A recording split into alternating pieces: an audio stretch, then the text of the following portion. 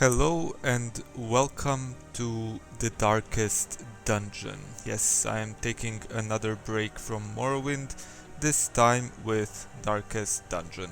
For those of you not familiar with the game, Darkest Dungeon is a gothic dungeon delving game where you manage a team of adventurers who plunder those dungeons, for loot and glory. It has influences from roguelike games and Dark Souls and, well, from all over the place.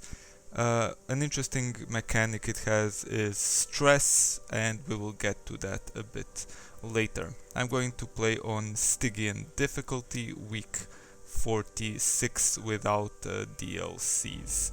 So let us get started. We start off in the Hamlet, which is sort of our base of operations, where we upgrade our characters and reduce their stress, heal their diseases, and then send them out into the dungeons. Okay, we have bonuses in the Cove, which is one of the four basic dungeons. So yeah, let's talk about that first. So here we have the, what do you call it, the embarking screen, where we have all of our available missions. So we have the ruins, which are full of undead. We have the Weald, which has a bunch of blighted enemies and I don't know, all sorts of crazy shit. Warrens are full of pigmen, and Cove has fishy boys.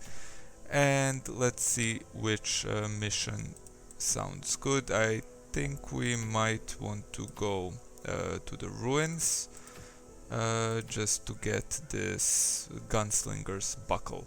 So yeah, let me go back a bit and tell you about heroes in this game. They have different classes, such as leper. Yes, I know it's a very common trope in role-playing games that leper is one of the classes. And they have their skills that they can use, combat skills and camping skills, as well as their quirks, which give them slight bonuses on different things, such as higher chance to dodge attacks, or additional resistances, or I don't know, increased chance of winning while gambling if you send them to gamble in their time off. And they can also have negative things, such as will only drink in town, so this one basically counters this one. Also Warren's phobes, so you don't want to send this guy into the big pen, that is the Warrens.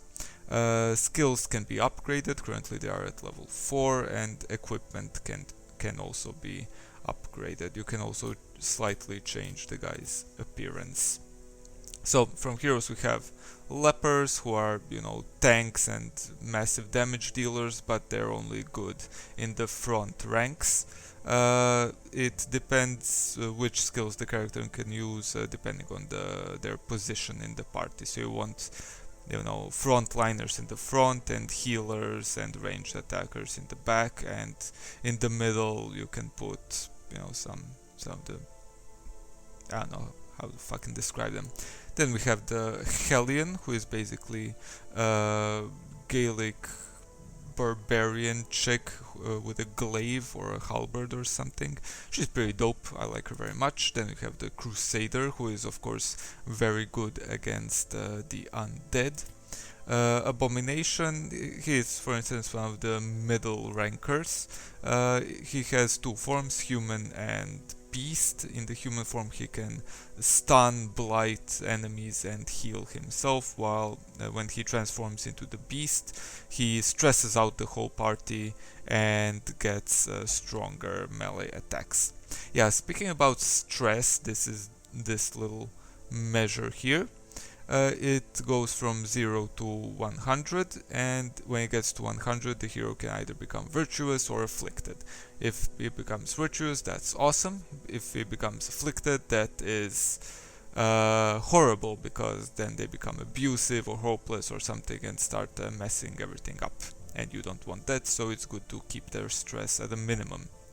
Then we have Barristan, Man-at-Arms, who is the main tank in the game. He has decent attacks, decent control buffs, but can also guard allies, so he tanks attacks meant for them. I also like Man-at-Arms a lot, but one of my favorites is the Bounty Hunter. His mechanics are to mark targets for a couple of turns and then to use attacks that deal extra damage against marked. He also has attacks that capitalize against stunned targets and can also stun. So he's more of a combo character and damage dealer, but is not super tanky. Then we have the Highwayman, who is mostly a damage dealing class with little else to do, but he's good in any rank and can pretty much attack any rank, so that's what makes him pretty good. Occultist is sort of a debuffer, healer, and eldritch specialist. He has some debuffs, heals, and, well, attacks that are very good against eldritch targets. The Vestal is the main healer of the game. It has several healing abilities as well as a stun and some damaging attacks, one of which also heals, and some, I believe, also give buffs and debuffs and stuff like that. Houndmaster attacks mostly with the Hound. Yes, has a nice little doggo, and most of the attacks do bleeding damage. Can also guard, heal, reduce stress, mark targets and reduce their protection. Protection, of course, reduces incoming damage and can stun. I mostly use them either for stunning or for the combo marking and then attacking with bonus damage to mark, similar to the Bounty Hunter, only this attack is ranged and doesn't do as much damage. Then the Grave Robber is sort of a squishy, evasive sort of character. Can also attack pretty much any range and can stealth herself and heal herself a bit. Well, she's more of a, versatile sort of character. If you don't know what to put, you can put her into the party. And we have the Antiquarian, who is the worst character in combat. She has some redeeming abilities, but her main strength is that she finds extra loot when you take her along, so you make more money, and you need money to upgrade characters, their skills, reduce stress, and all sorts of things. So you definitely want a couple of Antiquarians in your roster. When it comes to her combat skills, she has a weak heal, but this is her main thing, buffing dodge to the whole party, and this thing stacks, so she can just spam this to massively up the dodge stat of your party, and if they already have a decent dodge, the enemies won't be able to land a hit. She has also whatever sort of damaging attack, and she can also blight enemies. Blight and bleed are damage over time abilities that, well, damage enemies over time, and then they die of that. They're pretty neat. The Jester is the character, is basically the bard of the party. He can buff, reduce stress, and has attacks that deal bleed or bypass enemies' guards. And he also has the Finale ability, which well, it works like this. You can use it once, and every skill used previously buffs Finale. So you use it for the end to finish off a boss or a very difficult enemy. Then the Plague Doctor, her main thing is blights, but she can also cure blight and bleed, do minor heals, give a pretty decent buff, and stun enemies. She can also remove diseases while camping, which is pretty neat. And lastly, we have the long range specialist, the Arbalest. She uses her massive crossbow to deal very good damage at range. She can also do some healing, and she can remove stun and mark from your team. And she is pretty useless against frontline enemies, but she can take out the squishier targets that are in the back, which are things you want to prioritize anyways. Okay. Also here you can customize your characters with trinkets. Most of them are class specific, but there's also a bunch of neutral trinkets that can be put on any character. We'll get more into that a bit later. Okay, so I think we might wanna go on this if we don't have the Gunslinger's Buckle. So each quest awards you with a trinket, and we don't have the Gunslinger's Buckle, so we're gonna go here and gather 3 holy relics for 9,000 gold, 9 deeds, and 1 buckle. We have a bonus actually in the Cove, so actually I might want to go take out the Sunken Crew since we have this Gentle Tide bonus for 15% extra damage. Okay, let's sort our heroes by level and see which characters we can take on this expedition. You can't take any character on any expedition, they are level locked. So here we can take level 3 and level 4 characters. Now this boss can move your characters around a bit, so I think we want to take some characters who are pretty versatile. They can attack from any position. So let's take these two. Plague Doctor is excellent in the Cove, and we will also take some sort of healer. I'm gonna guess, yeah, I'll take Unia. Sure. Now we have a team, they work pretty well in their positions, but before we give them trinkets and everything, we are going to kit them out. We have to make sure that they are fully upgraded so they can be at their most effective. Okay, and they are good. Let's see their camping skills. This is good, good. Okay, we need this and this. Let us replace like this, and this is good. Okay, now we have to kit them out with trinkets. I have several go-to trinkets that are pretty good on most characters, such as this one. Extra damage, but at the cost of stress, so yeah, we'll take that. On our damage dealers. This guy also has his own wounding helmet for even more extra damage, but our Boudica doesn't have anything, so we'll give her the Ancestor's Candle for lots of nice buffs. Unia is our healer, so we want to give her some nice healing things such as this, 15% healing skills with no drawback, as well as, I don't know, Unia's head for 30% extra healing. That sounds pretty good. And as for Paracelsus, our Plague Doctor, we're gonna give her the map and the Martyr's Seal for extra hit points. Well, or we can give her this nice little elephant thingy for extra 10% stun chance. Yes, I think that is pretty good.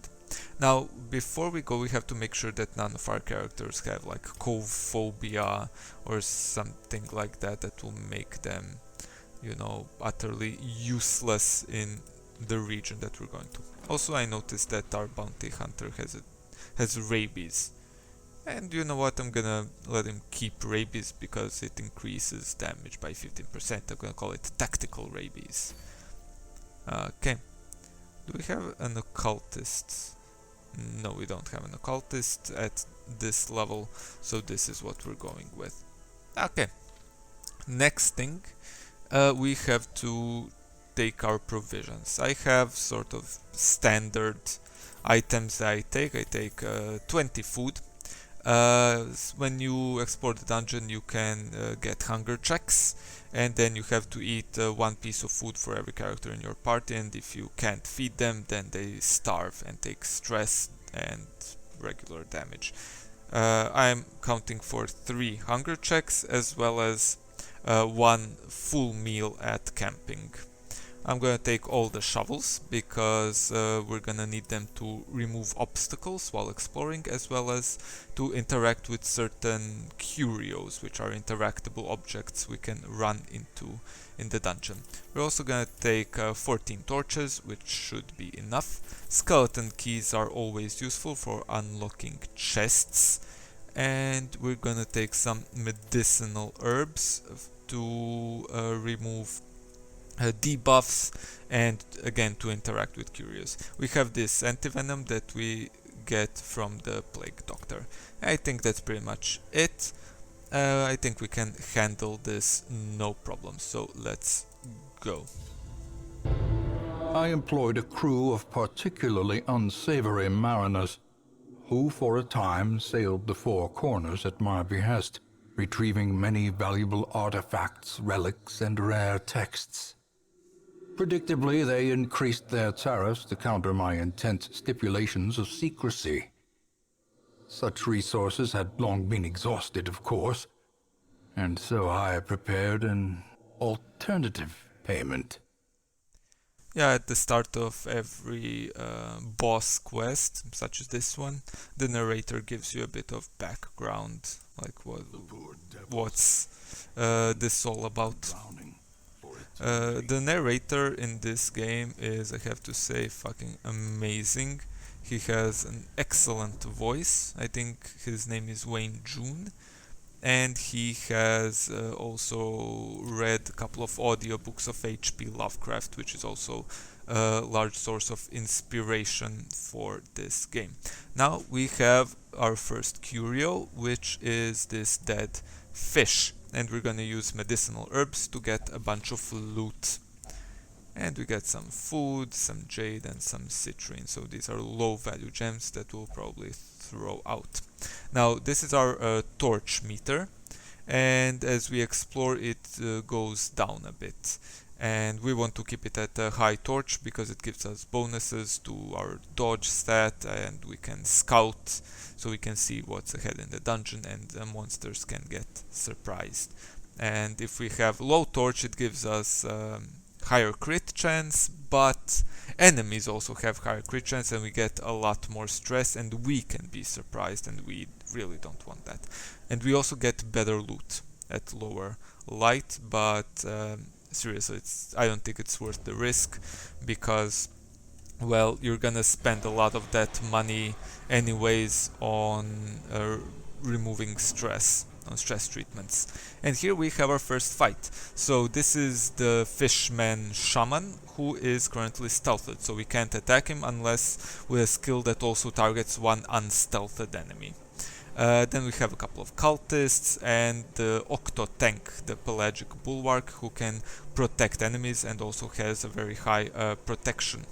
So we have to deal with this somehow.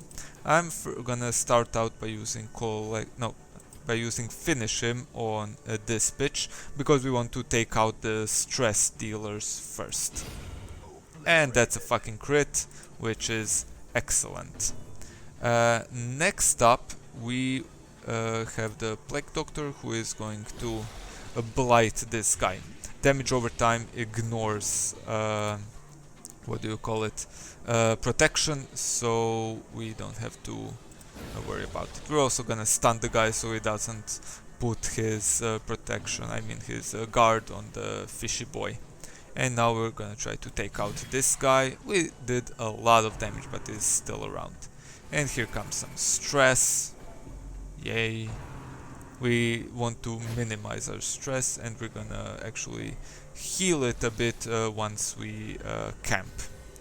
We want to camp pretty late in the dungeon, so we keep our buffs. Some of our camping skills give us buffs, and we want to keep them. Okay, now let us take out this cultist, and now we have to focus on the fish guy. Hope he doesn't get guarded.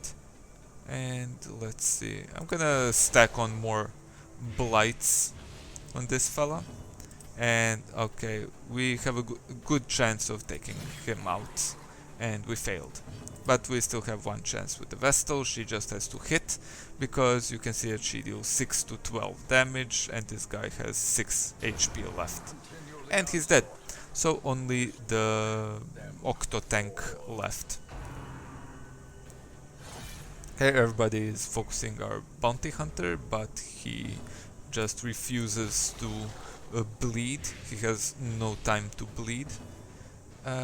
Yeah, I'm just gonna smack this guy around a bit. I'm stalling so the Vestal can put on a nice little heal on the Bounty Hunter. And now let's take out this piece of shit. Okay, that was a nice little fight. We got a bit of loot. And now we have this chest that we can unlock with the skeleton key to get extra goodies. No scouting, so we don't know what is ahead. But we can guess where the boss is. They're usually at the room that is furthest away from the starting point, so down here. I think we're gonna go this route to explore as much of the dungeon as possible and get as much loot as possible. And yes, we're dropping the citrine because it's not worth a lot. Even if we get a lot of them, it will still not be that valuable. Okay. Rummaging around in the fish carcass, we get some food which we can eat to heal, and we're gonna drop the antivenom to get sapphires worth 1,000 gold each. Okay, moving on. And we have some bandits. They're human enemies, so they're pretty standard, nothing interesting. Only the bounty hunter deals extra damage against humans if he manages to fucking land a hit. And let us blight them. The Plague Doctor can blight the last 2 ranks, which is awesome.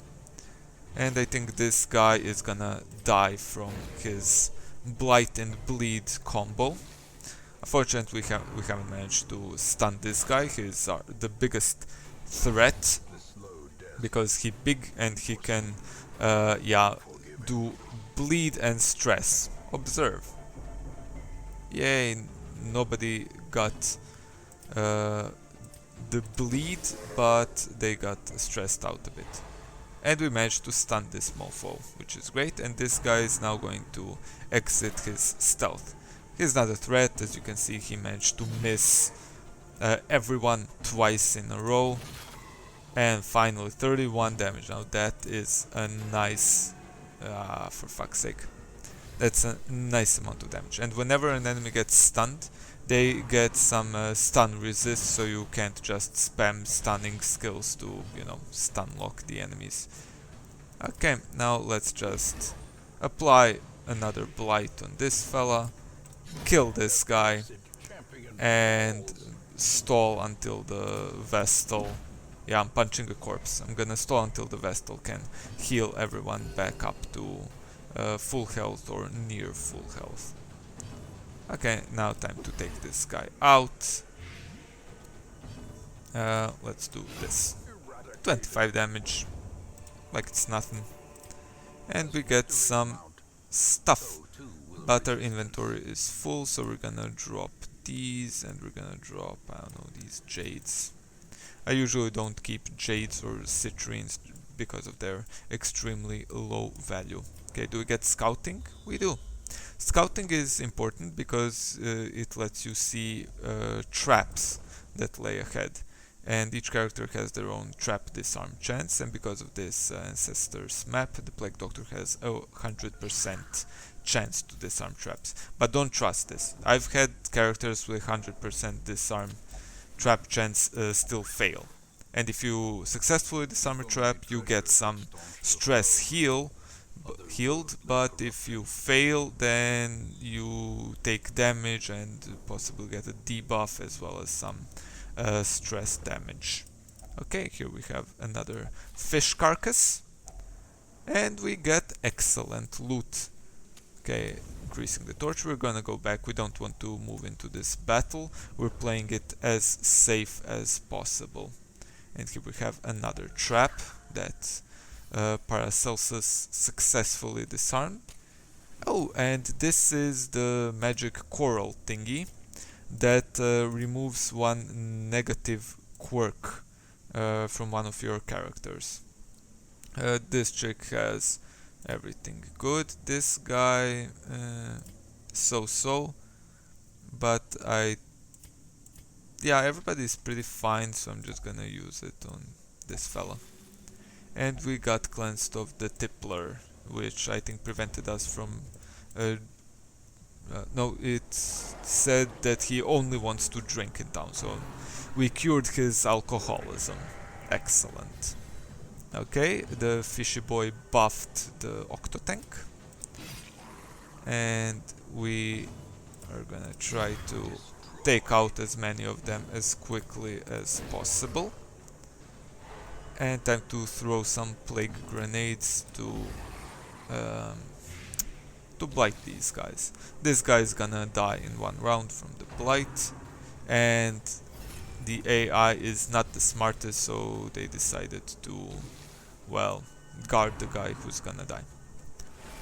And we get some stress.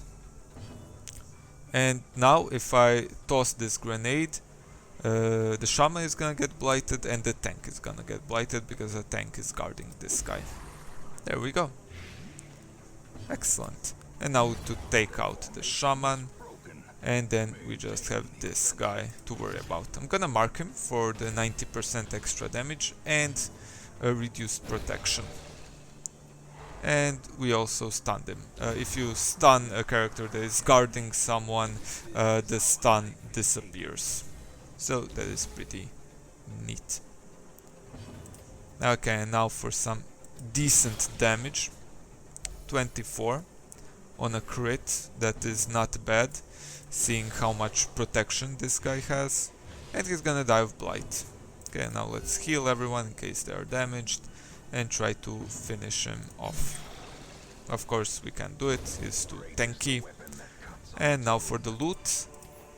We get a trinket that is pretty garbage and it's worth very little, so we're not taking it. And everybody's on full HP, so we don't even need to take the food. This curio also removes one random negative quirk with a holy water, but we didn't bring any holy waters, so well, we get nothing. Okay, moving on. We have here is a hunger check. You don't want to click on this, you want to eat for food, even if everybody is on full HP, just so you don't get the negative effects. Okay, found some crests. In the Cove you find a lot more crests than in other areas. Okay, now we have a fight with two curios. Do you know what? I'm gonna go for it. 3 fish guys, okay, and they are surprised, so this should be pretty easy. One is almost dead. One dodged. Okay, let's finish this guy off. And we're gonna stun one of them. There. It also shuffles them around a bit, so that's why he got moved into the first place. And that skill also removes corpses. Okay, now let's stun the other guy and just start smacking them. This deals extra damage against stunned, and we kill them in one hit. Okay, let's heal the Hellion. Okay, ouch. And now we have only one guy to worry about, and he is dead. Okay, we got some bandages that we don't need. Whatever. And here we have a torch. Sure, we're gonna use it immediately because our light level is falling. And we have a barnacle crusted chest, and we can use a shovel to remove the barnacles. So we get loot. I'm gonna drop one shovel. Doesn't really matter by now. Soon I'm also gonna drop torches just to free up inventory space. And then I think around here I'm going to camp, so I get all the nice buffs. And also to get some stress heal. But we want the buffs for the boss fight. Okay, more of this. So again we remove the diurnal quirk and another trap that we remove with our Plague Doctor who has the map. Okay, moving on. Do we get scouting? We do. Okay, we're gonna just peek into this hallway to see another barnacle crusted chest. Sure, I'll take it.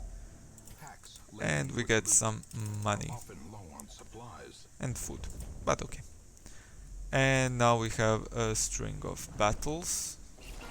Okay, this guy is pretty dangerous because he dishes out massive bleeds and can stun and push us, and we don't really like that, so I'm gonna mark him to take him out as quickly as possible. He also has high protection, which sucks for us, but we reduced it now. Okay, his bleed is usually a pretty big problem, but we have a plague doctor who can remove bleeds pretty easily, so nothing to write home about. See how much a good party composition matters. Okay, this guy's gonna exit stealth. Oh no, he's gonna heal the... What a fool. Oh well, we're gonna heal our Boba Fett here, and we're gonna blight these bastards. Okay, and we're gonna, I guess, go for... Ouch. But we dodged the painful attack, so I guess everything's alright. Okay, this guy's gonna die from the blight, but not before giving a nice little big buff to this guy. Okay, we're gonna try to stun him. And success. Okay, and his mark expired as well as his protection debuff, which is pretty bad, but we can just focus fire him until he fucking keels over and dies. Of course, he resisted the stun because of the extra stun resist that he gets after, you know, being stunned. Did I just say stun 3 times in rapid succession? And another coral. We remove his third negative quirk, so now he is clean, which is nice. Okay, here we have another battle. Okay, 2 fishy boys and a crabby boy. You can see the inspiration from Shadow over Innsmouth, Call of Cthulhu stuff in these guys. Well, there's a lot more Lovecraft references if that is what you like. I would also like to point out how amazing this game actually looks. The backgrounds and the monsters and everything reminds me a lot of Mike Mignola's artwork. You might know him from the Hellboy comics, as well as, you know, the whole Hellboy universe with the BPRD and Abe Sapien and all that good stuff. I'm also, of course, a fan of Mike Mignola's work because, well, I don't know, it speaks to me. Okay, am I gonna dodge? Yes, I am. Okay, so judging by what you've seen, these guys are actually a joke, but no. Never underestimate the enemies in this game, because the moment you do, they will shit down your neck. Overconfidence is a slow and insidious killer. Okay, and I think we're gonna ditch this one medicinal herb for more money. You can call me greedy, but I don't care. Okay, we have another trap and some sacks with money. And here we are going to camp to get buffs and to get more inventory space. I'm camping because, well, each corridor can have only one fight and each room can have only one fight. Buffs last for 4 fights. So if I camp here, I can have one fight here, one here, one here, and one here, which is 4 fights, which is the perfect amount. Okay, so we feast ourselves, we let them gorge to heal their stress.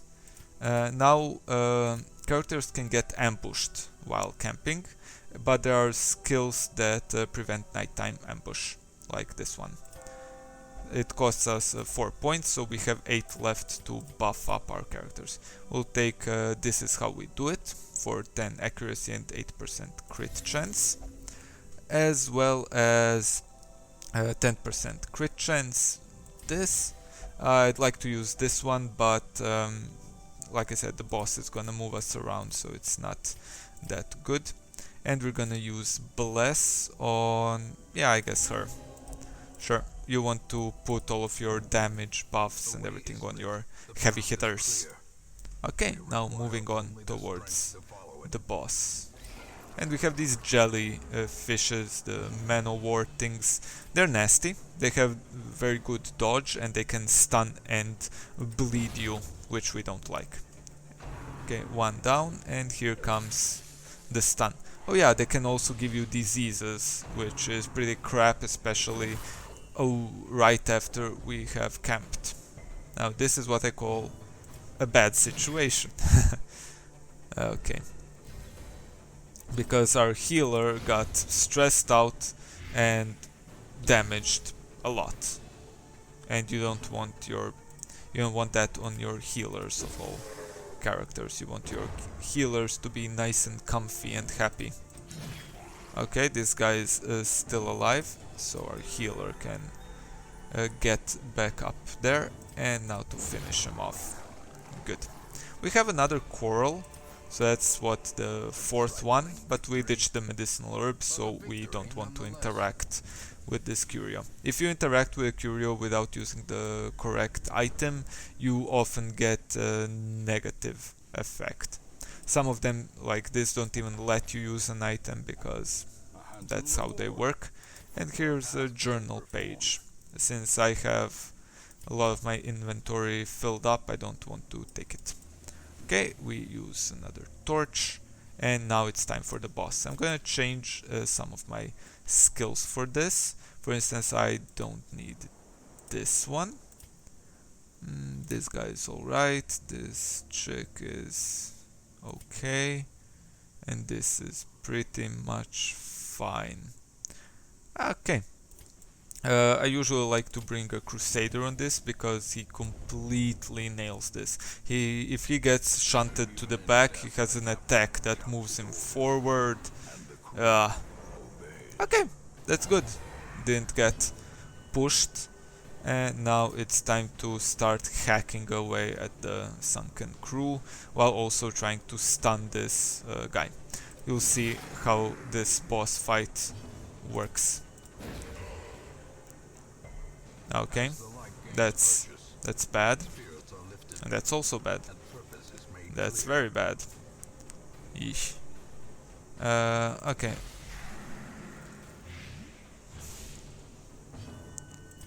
And chop.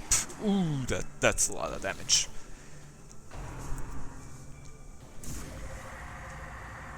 Okay, we got debuffed. That would have been bad on these two, but not on her. So this guy throws an anchor at your frontline character. While the anchor persists, the frontline character can't move around, and they take stress, and this guy heals after every character's turn, which is bad because we want to take him out as quickly as possible. I'm gonna stack on. Ooh, resisted my blight, that is bad. Now we want to actually take out this fellow as quickly as possible, so the anchor disappears and this motherfucker stops healing. Come on. That's bad. That's very bad. Okay, this is just a stress dealing attack. Whatever. And of course she acts fucking last. Okay, let's... God, I love this game. So it took me 3 attacks to take out the little bastard, but if she acted first, she would have taken him out with 1 attack. Brilliant. I'm just gonna try to drag the Plague Doctor right to the front, and I'm gonna move back because she's useless. in the front. Okay, back to attacking this thing. Okay. And of course we get the fucking anchor shit again. I'm gonna do an AoE heal. It's the best thing I can do. This fight is not really going according to plan, as you can see. Fuck me. If it was going well, it would have been finished by now. But oh well.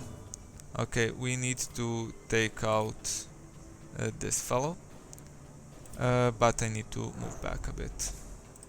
Come on, somebody good. You're not good. Just heal everyone. Okay, I'm starting to sweat a bit. Because... okay, finally. Okay, excellent. Thank fucking god. And now I have... okay, we dodged. That's good.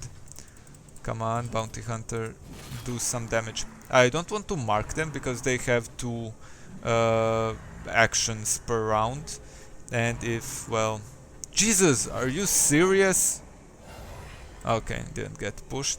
If they get marked, it will disappear after just 1 round, and that is not what we want. Okay, I'm not attacking this guy right away because he has massive protection and stun and blight and bleed resist, so I won't be very effective. So before he throws the anchor, I have to focus on these guys as much as possible. Oof. Okay. Oh, finally a good hit. No! No! Okay, we dodged. That is actually so good. Now we just need to stun him so we get 1 round where we can wail on this piece of shit and hopefully take him out. Okay, our Hellion is in pretty bad shape, but never mind. Okay, now let's stack on some blight and land as many hits as we can. Okay. Come on, Hellion.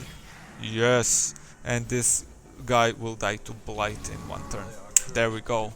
Finally took him out. And we got 2 pretty bad trinkets.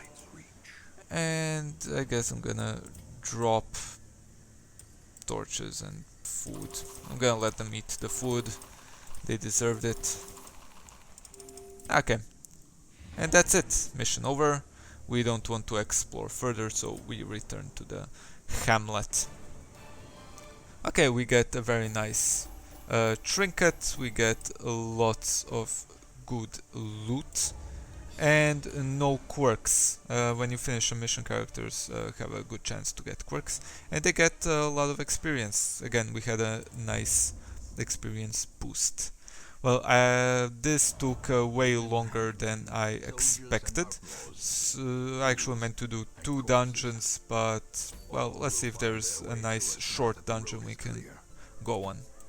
Nope. Okay, well, I think that's gonna be it for today.